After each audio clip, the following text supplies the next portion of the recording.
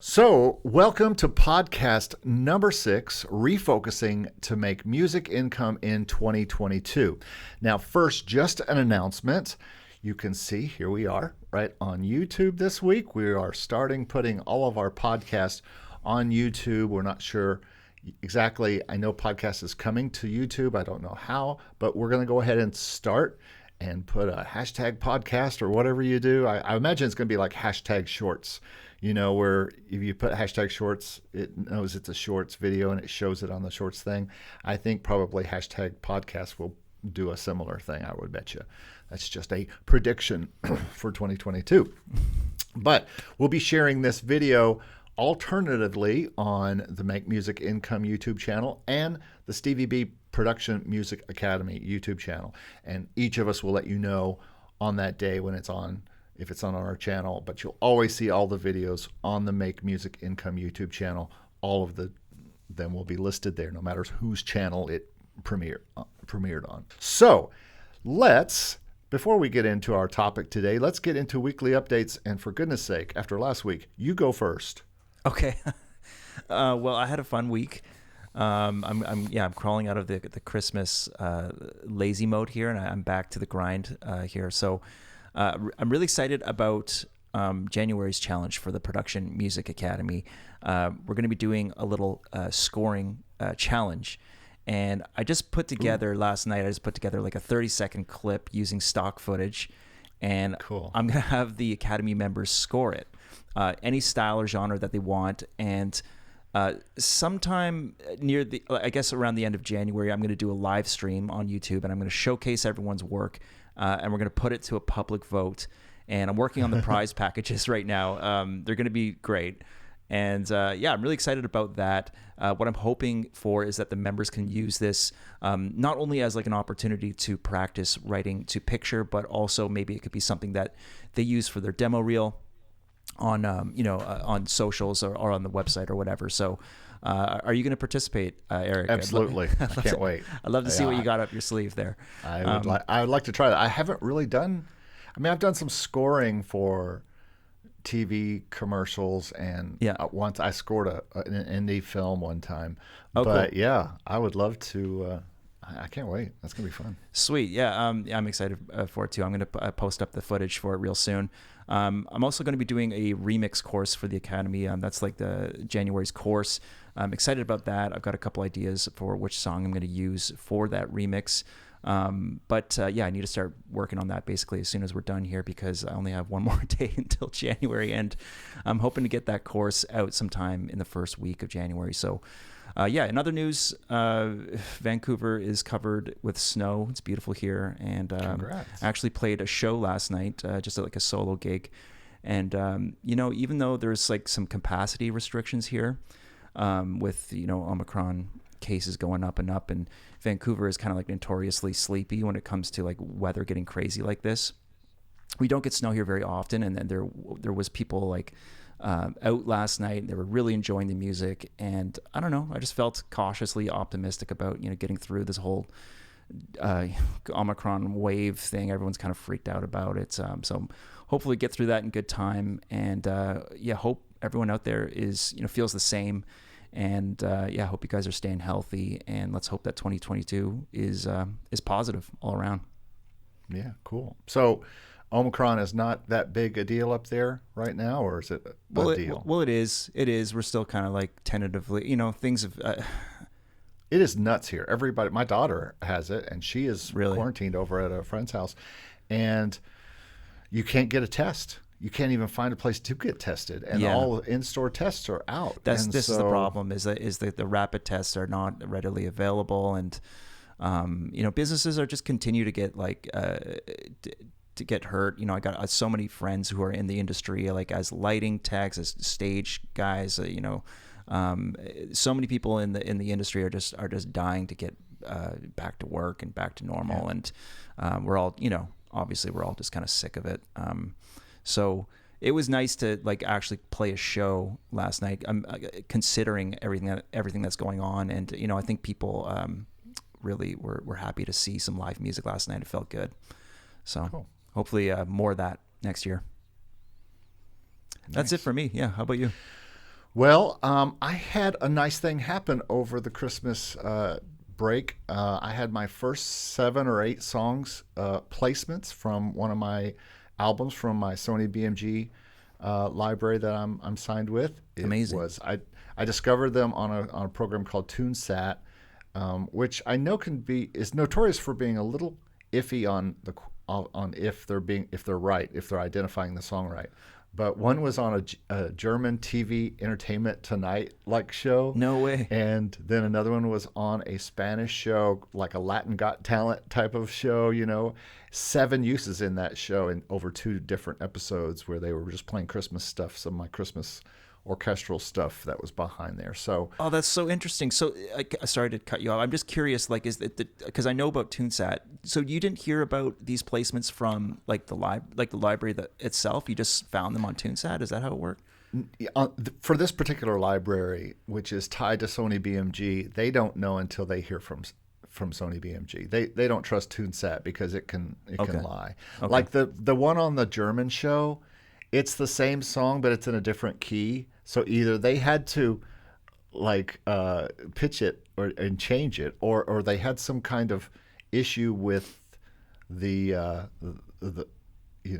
bit rate or something, and it changed the key, or it was just another version of the same song that was orchestrated. So that possibly might not be mine. Okay. But okay. I don't know yet. And so I asked my librarian, and he told me that basically he just waits till Sony BMG tells him there are replacements.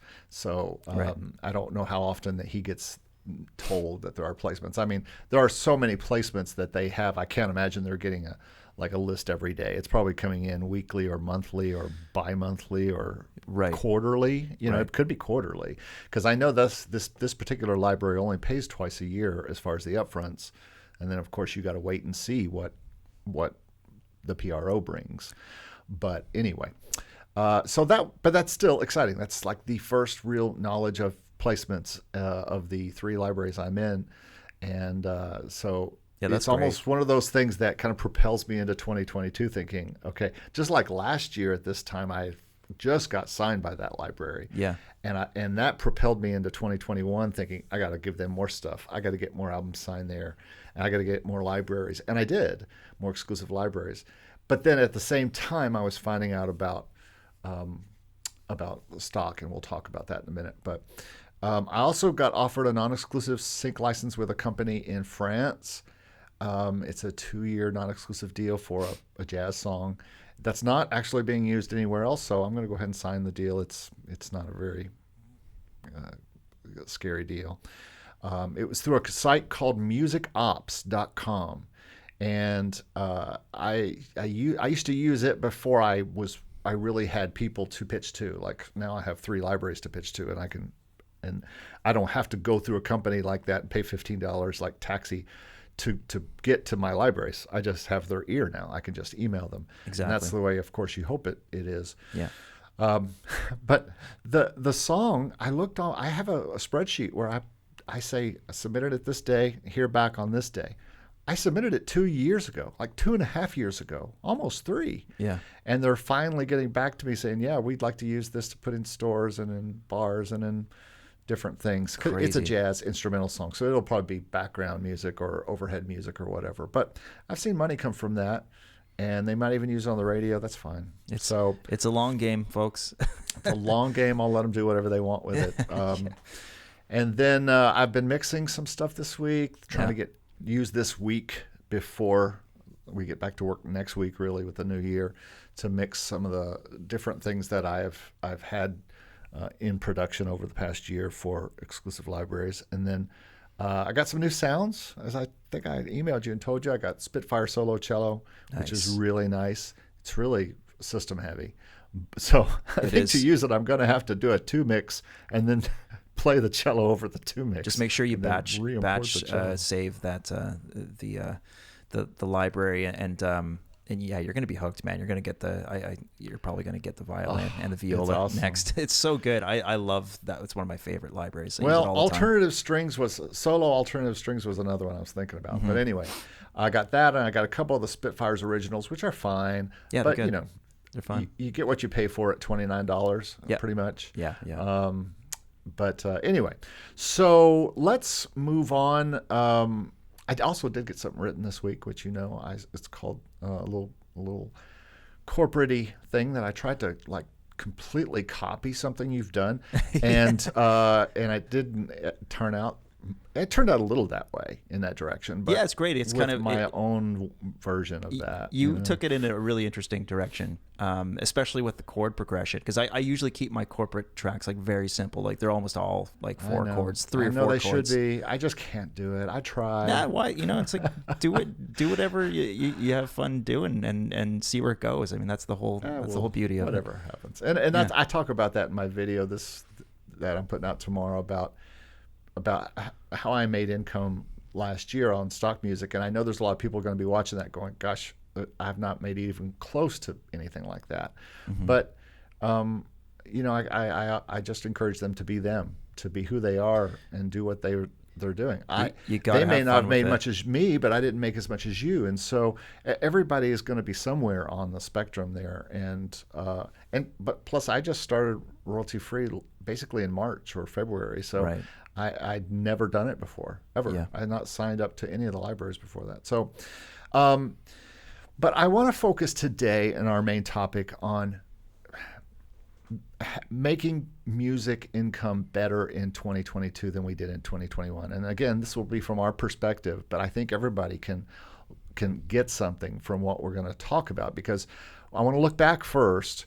And you've already done a video about your year, so we'll put that in the show notes below and the description below the video, so people can go look at that video. Mm-hmm. I'll have, by the time this airs, my video out about 2020. We'll put that down there.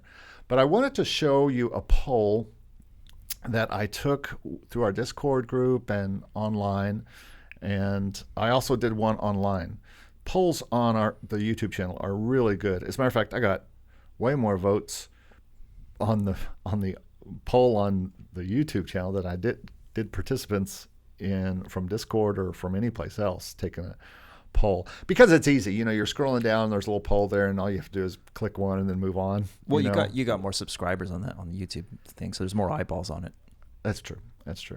So, all right, let me go ahead and close that. Let me go ahead and share my screen here. Cool. And I want to share this chart, this survey by SurveyMonkey. Yeah. And this is not a paid promotion, but I'd be happy to do a paid promotion for them if they want to contact me. #SurveyMonkey.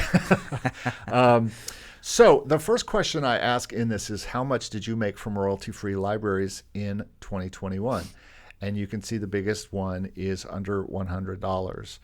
And if you combine that with nothing, you can see that is in total about 43% made under $100, mm-hmm. Or nothing.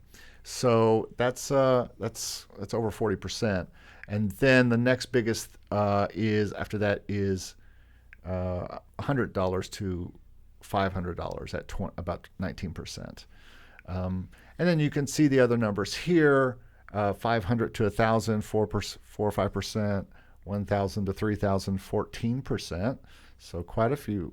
So some people did that. Mm-hmm. One person for 3,000 to 5,000, and then 5,000 to 10,000 was 3. Not bad. Nobody making more than 10,000 at.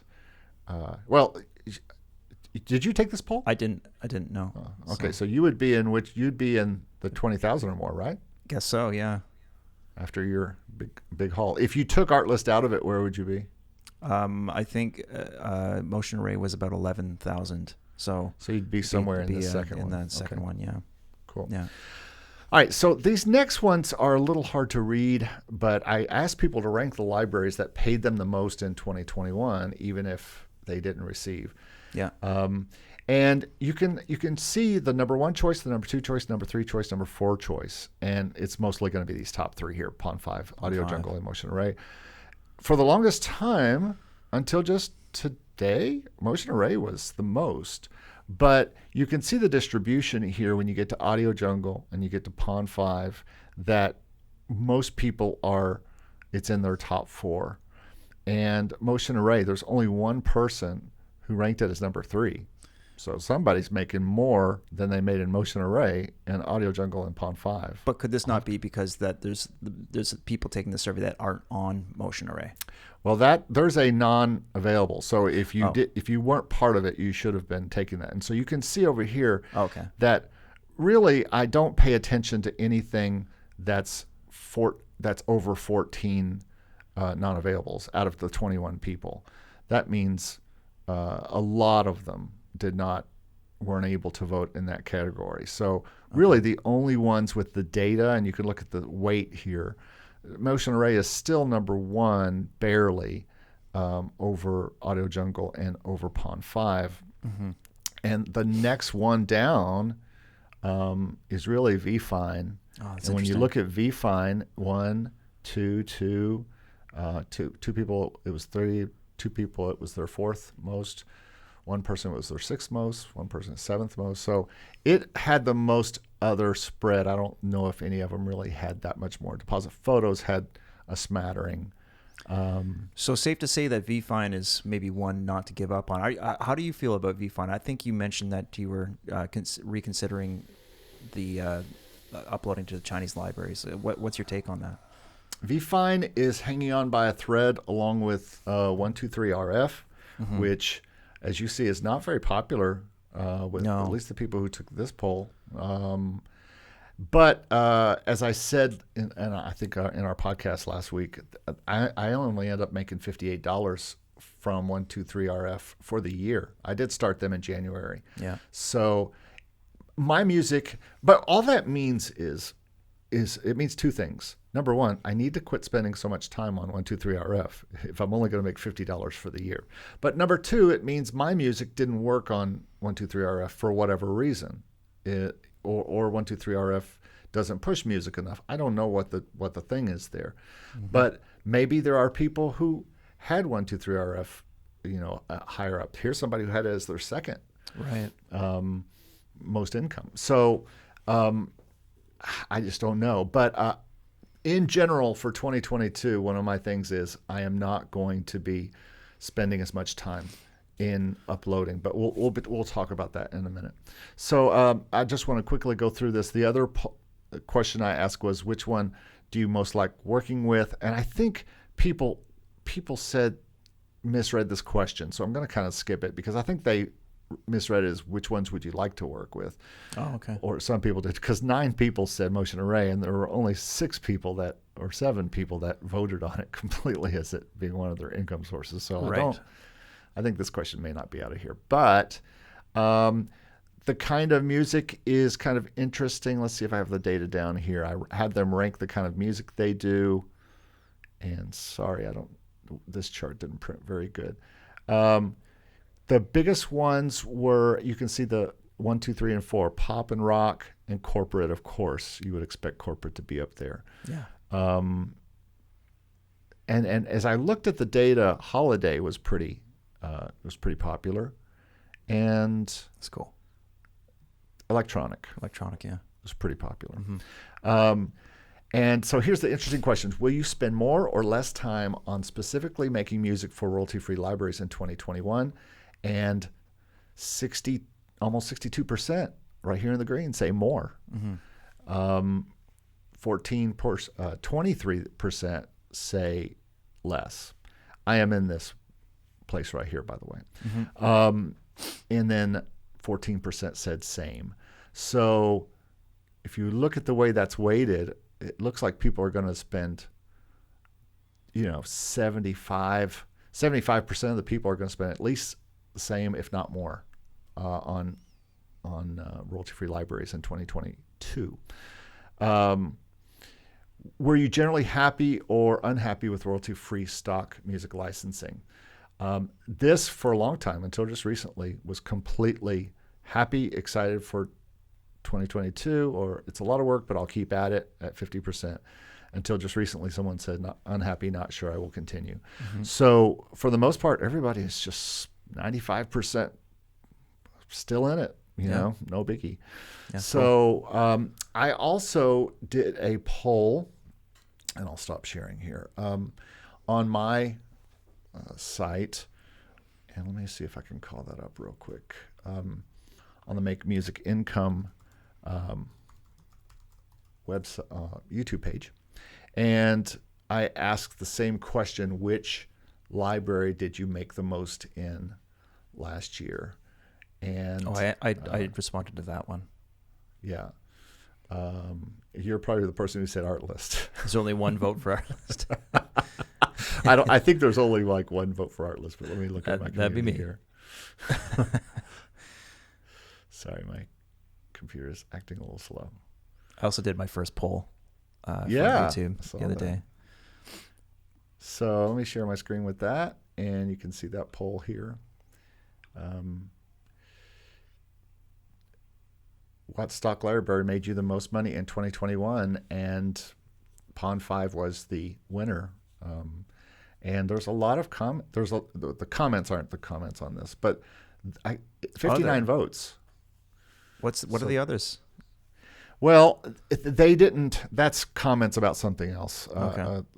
Somebody replied about asking a question, and then we just went back and forth. So people don't tend to write in these comments things on the community page for whatever reason. Right. Again, it's like I said, they're probably just going down on their phone, and you can quickly take the poll and then go move on down the poll. So rarely do, I said, please, I'm going to have to beg for this.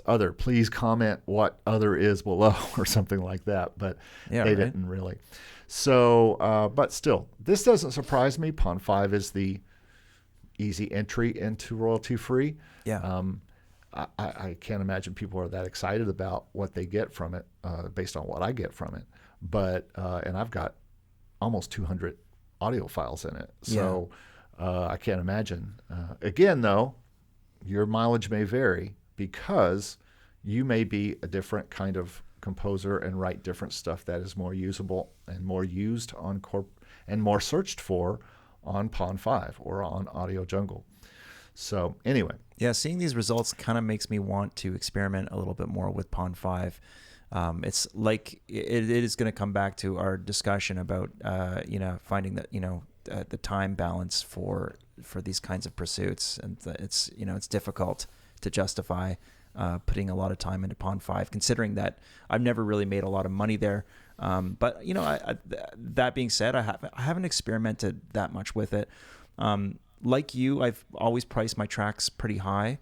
I think that given the scenario these days, it might be worth trying to experiment with the price range a little bit.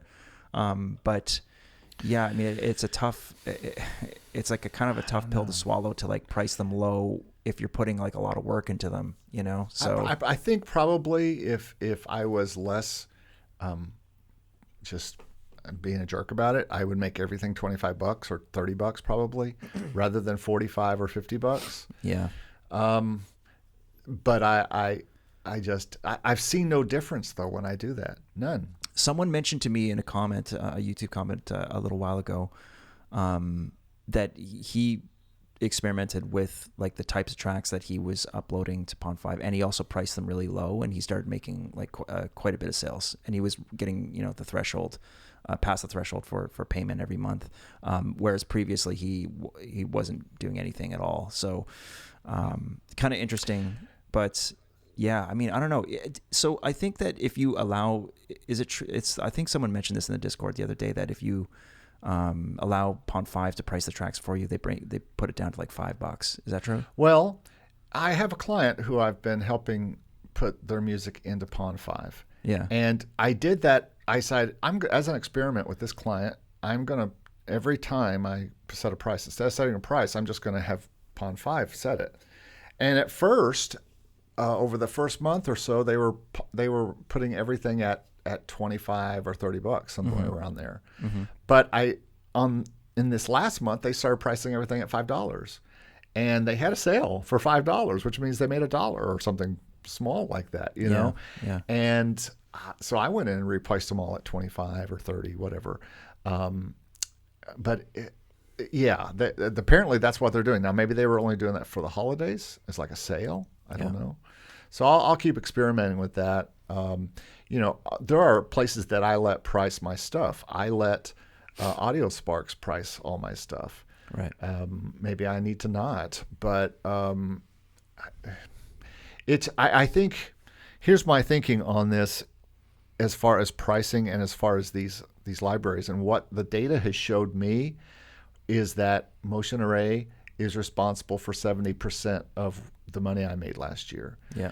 Audio Jungle is responsible for about 14% of it. I think it's like Audio Sparks was like 5 and 4% was Pond 5. Altogether, that's 90%. If I have those, if I remember those right, I'm not looking at those numbers right now. But 90% was those 4. Everything else was 10%. And of that 10%, only one library has paid me, and that is the $50 I got from 123RF. So what that shows me is that stock music has to be. Here's what I recommend to everyone: look at how much you made, divide it up by the months, and then think about how much you're worth time-wise by the hour. And for me, when I look at how much I'm making a month, which is in the $400 to $500 range a month, for whatever reason, I can only afford about 2.5 hours a week at what I'm usually paid for from clients for my time. I can really only afford about 2. Now, I'm not talking about composing. I'm just talking about uploading, because I'm going to compose anyway. So composing is not in the equation. It's not like I don't compose only for royalty-free libraries. I compose things and then I go, where should this go? Is it going to go to sync? Is it going to go to stock? Is it going to go on is it going to be part of one of my brands? Whatever. So I think that's the way you have to look at it. And when I look at it, I say, okay, until it improves, until I'm making $1,000 or more every month, then I can only put so much time into it so that I'm not frivolously spending my time, which is important. And there's only so much of. Yes, there's only so much. Yeah, I mean, there's a lot to think about, but I like the idea of just just composing. Just compose. Don't worry about where it's gonna go. Just write what makes you happy, and be productive, be prolific, and then sort the rest out later. Like that's kind maybe it only goes on your Spotify. Yeah, exactly. Maybe it's only for your brand stuff. Maybe it is stuff that's higher quality, higher budget stuff that you're going to make an album and pitch to Sync. Yeah. Sync is my focus. Pitching to my exclusive libraries to get on film and television and ads especially is what I'm writing for the most part. Sometimes those don't get accepted by those sync libraries that I have right now, and so they end up in stock. And sometimes I write something and it's a little ditty and it doesn't fit anything that I think would be interesting to a sync library, or it doesn't. I just don't have anybody to pitch it to. So I'm going to pitch that to Motion Array and to Pond 5, and it's still going to be very high quality for them. Yeah. But like corporate music, there's really no use for corporate music inside of TV and film.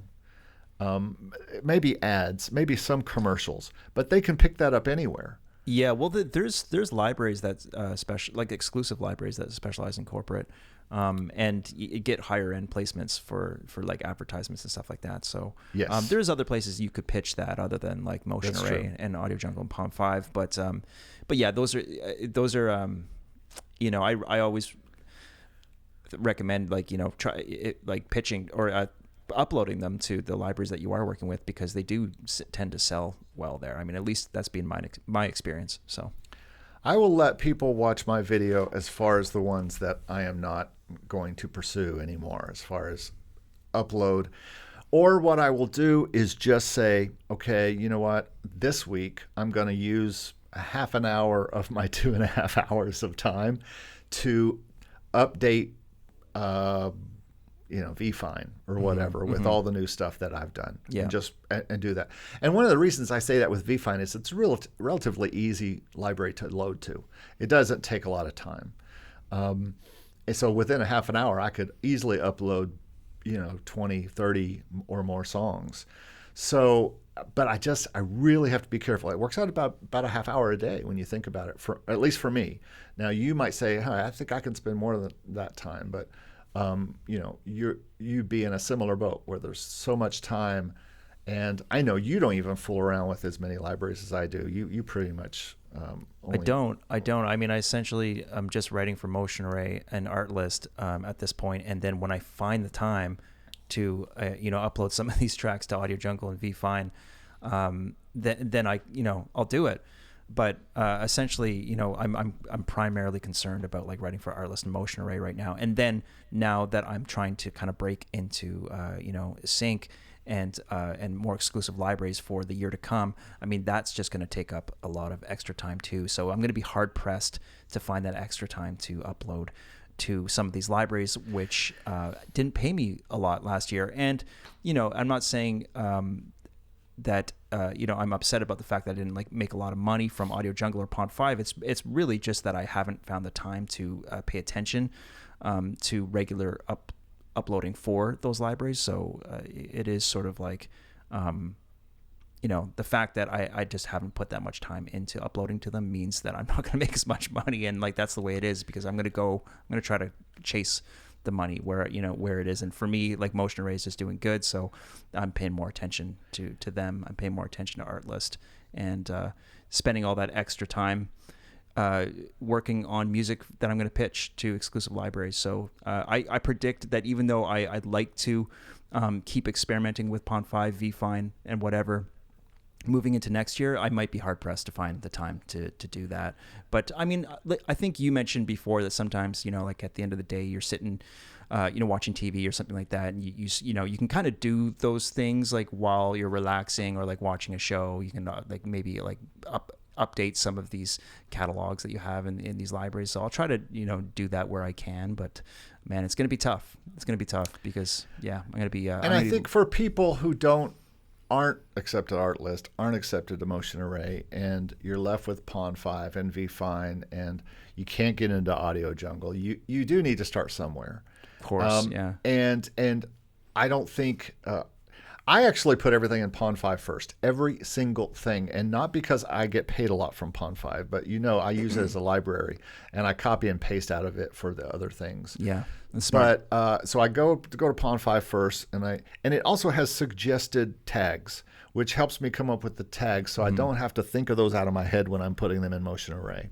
So it's kind of a tag generator for me a little bit, and so I will go there first, do that. I don't worry about if Pond 5 is going to make me money. Sometimes it does, but I don't worry about it first thing. The first thing I'm thinking about is I got to get this in my little database here. And then I will go to Motion Array and copy and paste stuff from the Pond 5 thing. And then I will go and do it to Audio Jungle, which sometimes I don't get right to Audio Jungle because it takes time. It also has renaming things and different things you have to do. But those are the first three, and then probably Audio Sparks is the next one, just because I did have a few licenses. Audio Sparks is really not it technically is a stock music kind of company. They're exclusive, right? I can't remember. No, it's not exclusive. It's not exclusive. But they want, of course, every library wants everything in perpetually. It means they want you to put it up and not take it down, but they will all take it down, in my experience, even if they don't want to. Eventually, they will take it down. Yeah. So it may take 30 days, but they'll take it down. But no, it's not exclusive, but it's just bigger licenses. It's more like advertisers use Audio Sparks, it seems like, and TV things. I've had one spot that was for a COVID, I think, test. Okay. And they used a background thing, and then a religious video, which paid way better, which used one of my piano songs, and it was a $200 or $300 license, of which I made 100 to 150 or something like that. Cool. So if I can get more of those, it's great. And then they have this like streaming thing, where depending on how many songs you have up there, you get paid every month $5 or $10, just like streaming, basically. Cool. Okay. And you can have hits on streaming where you make $15 or $20 or something like that. But I have it mainly up there because now it's a little bit of work to tag, because there's some pretty intense tagging. Yeah, I think I remember somebody saying something about how it was kind of like brutal to upload tracks there. It came in at number like 3 or 4 this year. As far as like $200 or $300, $400 made it from it. So, But I'm just done with most of the other libraries, the little libraries that, especially the ones that I made just enough to say they paid me something, but they haven't even paid me because I haven't reached the payout yet. So $12 here, $40 here, $50 here. It's just not worth my time. So I'm not going to be doing that. I'm not the thought that we all had when we got into this at the beginning that I'm not saying we were sold on this, but Daniel is a quantity guy, and our friend Daniel at Stock Music Licensing will say, you've got to have hundreds and hundreds of songs up there. And I think he is right. But the problem is some of these libraries are not as helpful to have hundreds on as others are. Does that increase your odds of making a penny here or a dollar here? Probably. But is it worth all that time to make a penny or a dollar? And the answer is no, especially if you are making bigger income on other music things. And both of us make our livings in music income. And mine, this is like not even a tenth of my income. This is probably what I made in stock is a fifth, maybe. Not even. It's about a seventh of my income. 7% of the income I made last year was this. So I can't give it more than 7% of my time. Yeah, I think what like you said, it's like once you get to working with libraries like Motion Array and Artlist, then these other libraries stop making as much sense in terms of like how much time you're focusing on them. But that being said, like these are great libraries. Like Pond5 is a great library to start cutting your teeth. Absolutely. And like start getting your foot in the door. And I'm really grateful for just Pond5 and for Audio Jungle for like accepting some of the tracks when I first started doing this, and starting that like bit of momentum that's led to where I'm at today. So, not to bash them or anything like that. It just, I think, no. Yeah. And it's fun to see that dancing bear, even though it comes in only a time or two a month. It's still nice to see the dancing bear. And if you don't know what we're talking about, Pond5 sends you an email with a little animated GIF of a dancing polar bear, and it means you've had a sale. And so, not all of the libraries, Audio Jungle doesn't send you anything. At least they don't send me anything when I have a sale. 123 RF does not 100 send Audio anything. does. 100 Audio does, but VFine doesn't. Yeah. And a lot of them don't.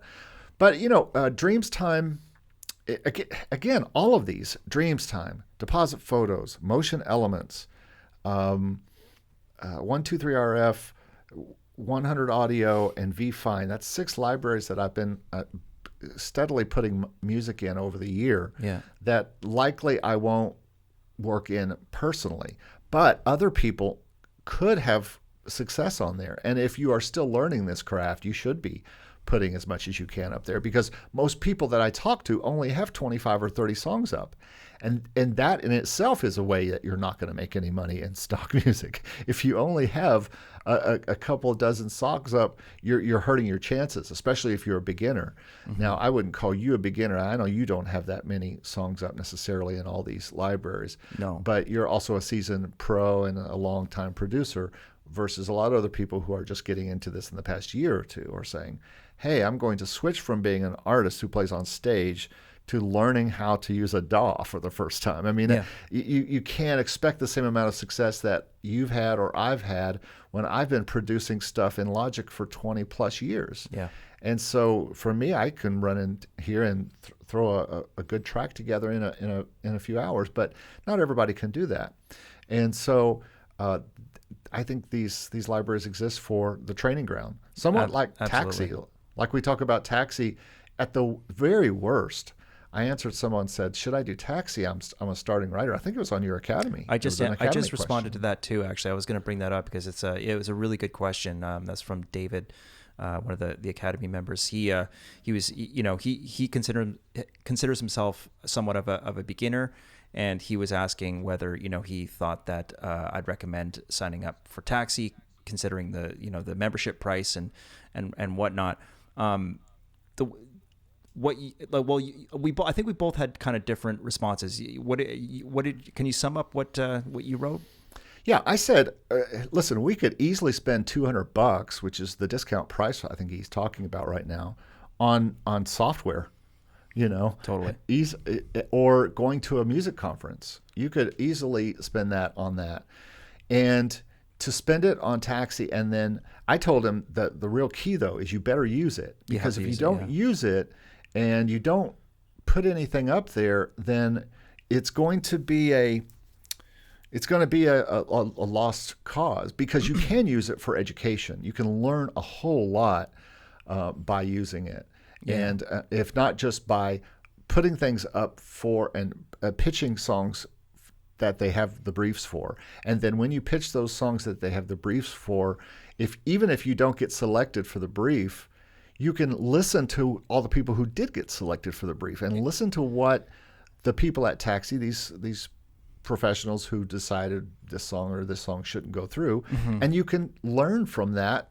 And that's what I suggest you do with Taxi. Otherwise, and there are lots of other things, videos and their community online, just like our Discord or your Academy. It's very strong with people talking and giving advice and all that kind of stuff. I think they do try to make it a lot of effort, from what I can see, to give you a lot of value for the membership. I mean, it's $200 isn't.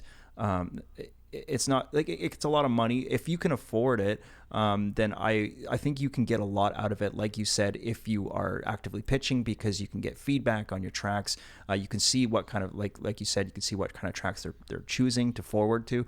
But I think it's probably not an ideal place for beginners, only in the sense that you're going to have a lot of experienced producers competing with each other, and the actual percentage of music that is forwarded is very, very low. And even beyond that, the actual percentage of tracks that end up in libraries is even lower. So those things considered, I think you have to take that into account. But it's a great place, to get motivated, because there is an opportunity there, and for me, I like seeing the briefs. I like reading the briefs and writing for it. And at the end of the day, it's like I have something kind of to motivate me. It's kind of like a little bit of a something dangling. It's just fun. I think it's fun. Again, it's a great motivator to compose, and if you use it for that, now they send you emails, and if you turn the emails off, you'll never know what they're asking for. But if you get those emails, and they come every day, almost every day. Yeah, totally. And you'll get and you can go in and say, do I have stuff that sounds like this? And if I don't, can I write stuff by this date that it's due? Right. And it pushes you to write stuff. So I think it's good in that way.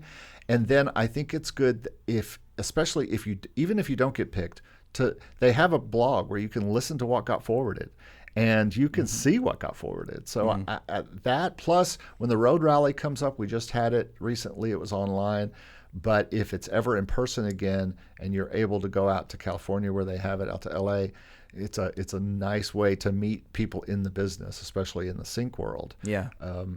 Hopefully it'll be open next year. I'd definitely go. It's always in LA, right? Even the stuff that was online this year was pretty good. And I watched all that. But if you're on the fence about Taxi, you don't know if you should use it, and if your music's going to fit, you can go onto their site for free and look at the listings. See if they have listings in the kind of stuff you do. If they don't, maybe you shouldn't join it in the first place.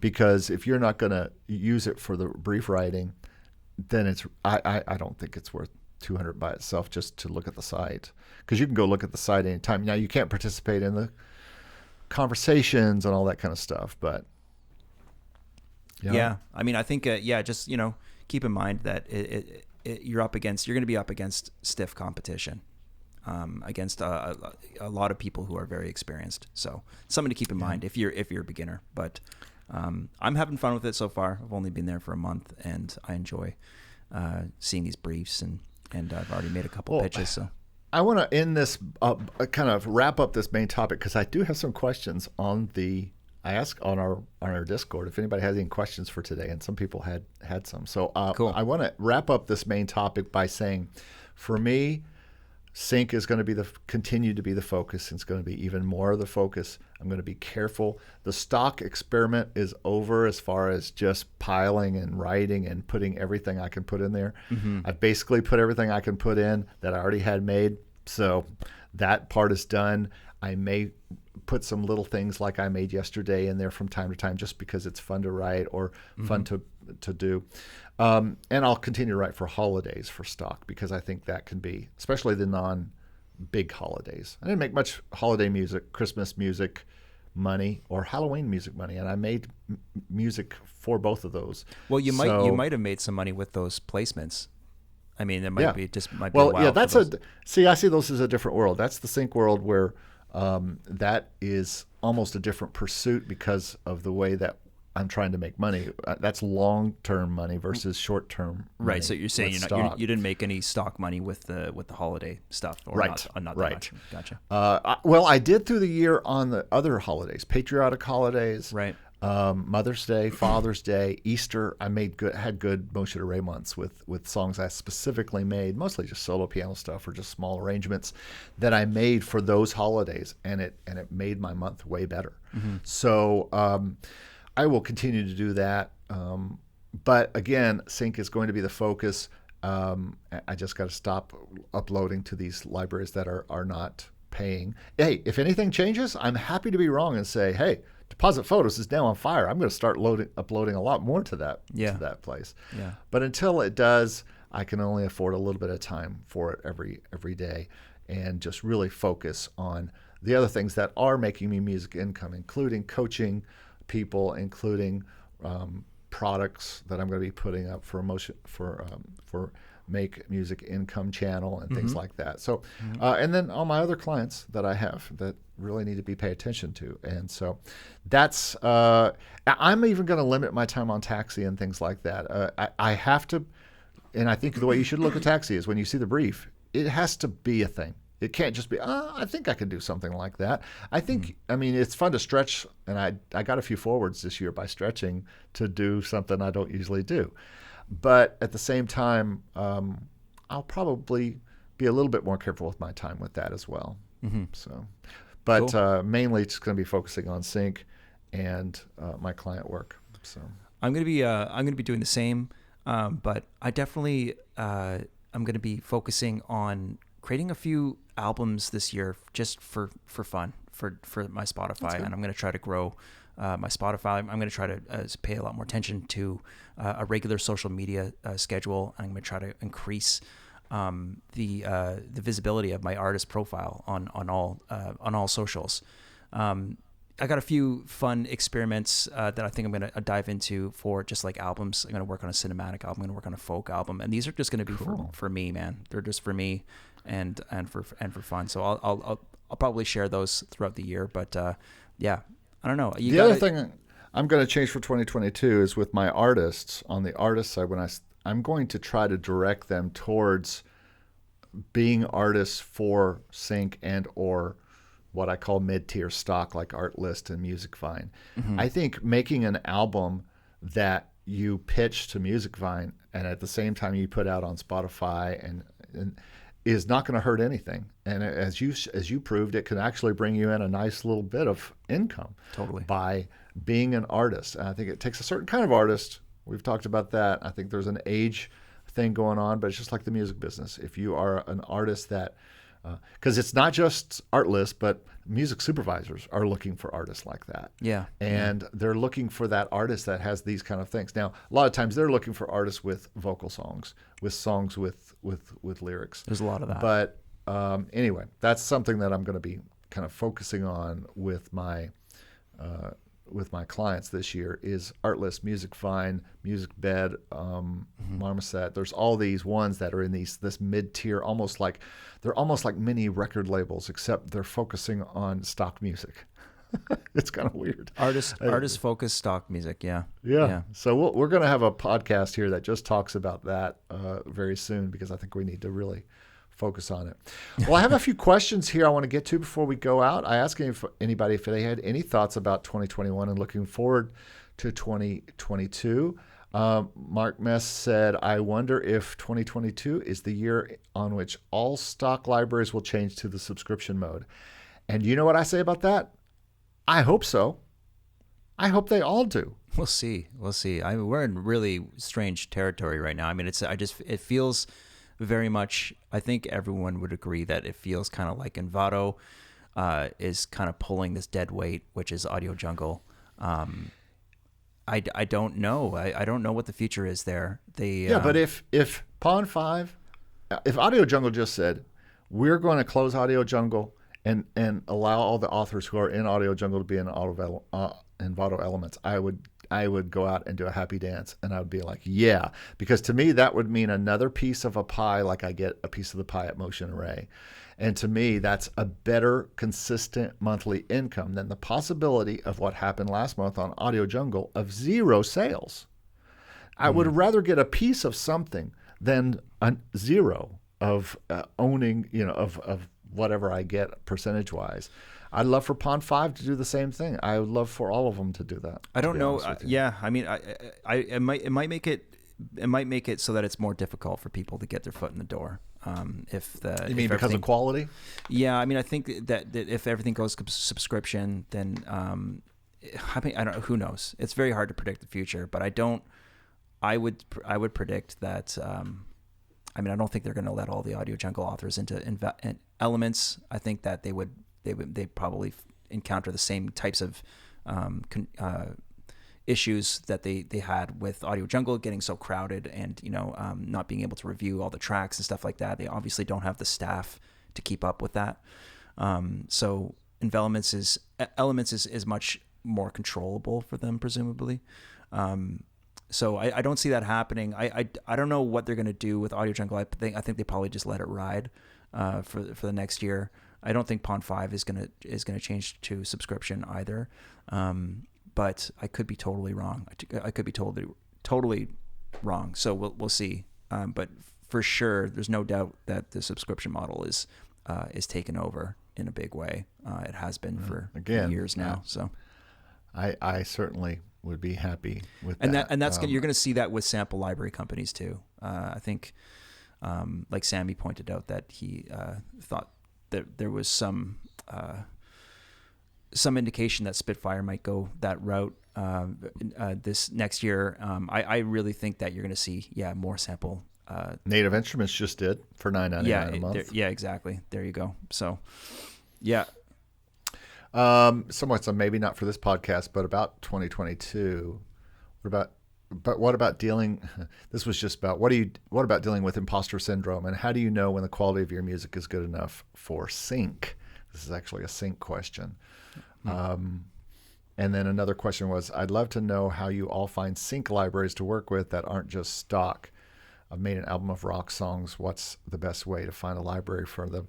So I can answer both these questions a little bit. I think the answer is, when you're looking at the sync world, you are looking at more of an album of things. Someone brought up on, I think that was the Discord recently, should I make an album to send to Motion Array? And I kind of said, Motion Array and these libraries don't care about albums. They care about song by song. They will evaluate each song specifically. But sometimes sync libraries do want a collection of songs, and they want them the same, similar to the way that you got some songs accepted to Artlist. Artlist is a library that wants to see albums of songs. So I think, and that's why you almost have to, again, it's weird. You think of Artlist a little like you think of the sync library, except that they're doing stock, non-exclusive stock music. So it's just really odd. But yeah, I think you do. You make an album and then they say, what's the best way to find a library for them? And, if you go over to Jesse's channel, he has a great book on this. He just put a new version of it out for 2022. It's a sync license directory, basically. It's about 40 something bucks. Totally worth it. But you can also just Google. I mean, all you got to do is go online. You can also, right now, I know Music Library Report is running a 50% off sale, and they are good to look up libraries and find out more about libraries and look at the websites. Yeah. You just got to Google. You just got to do the research. Yeah. Yeah, you'll find them. There's so many. They'll come up. Yeah, I think that Jesse's book, it's only $40. That's a good investment, man. It really is. I used it last year, and I went through each library. I don't know if I even got through the whole book, but I went through each one. I'm with 3 of them, but that are in there. But several others, I'm actually with another one, kind of. But Yeah, it's just about reading through what people say and looking at libraries. It's no different than stock music. I mean, if you want to know what stock music libraries are out there, number one, I got an ebook that is about going to be done here very soon. That's going to be available for you that talks about as many as I can find as far as the ones I've worked with and then others I know of that I haven't worked with. But you can also find these online. There's tons of people doing lists of what the stock music libraries are out there. Again, should you and both of these stock and sync libraries, it's a gamble if you spend them, how much time you spend to put out. So always have a backup plan, like you were talking about just with your albums. You're just wanting to do the albums. What did you say? One was a folk one? Yeah, I'm going to do a folk music album with vocals and everything. So you just want to do that album, but it's not like you're just going to put that to Spotify and do nothing else with it. You'll probably also maybe try to send it to Artlist or put some to Motion Array or put some of it totally. on And it's like, to be clear, like, I may record like a 12 song album, okay, and maybe only 4 or 5 of those tracks I feel might be suitable for Artlist. And it's like, Artlist doesn't care. Like, you can just send them whatever you want. You can just send them a handful of tracks. It doesn't have to be, like, here's my album, it's called this, and here's the artwork and everything. Like, they just want to hear good music, and once they approve the tracks that you send them, then they'll start asking about, okay, well, how, you're going to need to come up with artwork for this, and you're going to need to, call this album a certain thing. But it's not like they're going to be like, well, this isn't what you have on Spotify. I don't think they're going to cross-check that and be like, what's going on here?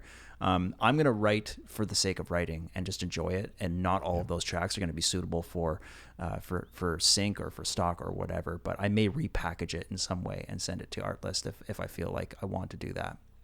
And that's exactly what we've been talking about this whole show, and that is compose. Just write. Yeah, exactly. Just make sure you are composing what you want to compose in 2022 and find places for it after you compose it. I think some people start backwards. They look for libraries to pitch to before they've even written any music. And I think in some ways that's the component that's missing, and maybe I can find a way to solve that. But you're filling the need of production, music production, and how to do that. I think a lot of the people that come to me and want to talk about having success with making music income don't have any music to make income with. And so get composing, and if you have to use Taxi to do it, if you have to, I don't know what you have to do, but make yourself write a song or 2 a week. And every one of the sites, Daniel, Jesse, they all talk about, Jesse was just talking about this the other day. Maybe for 2022, you say, I'm going to try to write 2 to 5 songs a day, a week, or at least 1 song a week, and just build that catalog up. Because if you don't have catalog, then there's no music income for you. Yeah, well, this is like a thing, because I didn't actually, like, I felt like I did a lot of writing last year, but I actually just did a lot of, like, I don't know, I did a lot of thinking and, like, planning, and I actually didn't have, like, I didn't have that much output last year. I think I wrote, like, probably like 50 or 60 tracks last year, which is, I guess, good. It's all relative. It's all relative. I'm probably right? in that 50 to 100 area. I stopped. I was doing that really religiously up until this year. And then I just started putting so many arrangements and writing so many songs that... Yeah, you write a ton of stuff. It's amazing how much stuff you're writing. So, but that's that's a reason why I have income, is because I had stuff to put into those libraries. Exactly. And so if for 2022 your goal is to make more income, make more music. It's just something that we talk about all the time. I've talked in the interview that I did with Tamara Bubble. Make more music, have more catalog. Mm-hmm. That's what she kept talking about, and that's the key to her success and every composer's success. It's not like Hans Zimmer just made one score. He makes scores every week. It's all he's done for his whole career, and that's, you keep having to make them for more things. And so Yeah, I pretty much just kind of like at this point I kind of prioritize writing as like the kind of the first thing I do in the day. Yeah. Get up and have a coffee, and then I just start writing, and then all the other things that are like on the table, you know, in terms of administrative stuff and like things for the academy and YouTube and social media, that all comes afterwards. For me personally, the freshest, you know, and best time for me to write is just like first thing. I know not everyone is the same way, but no, I totally agree. That's how I prioritize it for me. And then I can kind of like, I have that work done, and then the rest of the day I can kind of do other things. But yeah, find what works for you, find what works for you guys, and like stick to a regular schedule. And then all of a sudden you're going to be sitting on all this material, and you're going to be like, well, what do I do with all this? Well, you can pitch it, you can repackage it, you could do all sorts of fun stuff. Absolutely. Well, I think that's probably a good last word for this episode number 6. And as I said, this will be on YouTube. So if you're listening on some kind of podcast player and you want to find out who we are, you can go to makemusicincome.com or go to Stevie B Production Music Academy YouTube. You'll find us both pretty easily if you search for us. If you just search for Make Music Income, and you'll find these broadcast podcasts there as well. Mm-hmm. So we look forward to talking with you, and we also make sure you go down into the description below and be part of our Discord. We're heading towards 300 in there now. Awesome. It's about 250, I think, right now. I can't even keep up with all the conversation in there now. It's crazy how active it is. Tons of new stuff, and we're getting into new stuff all the time. And so anyway, yeah, absolutely check out all the kind of links we have below and be part of our communities on Instagram and YouTube. And we look forward to talking to you next time. And yeah, wishing everyone a great new year, and we will see you in 2022. Happy New Year. Thanks for listening. Bye, guys.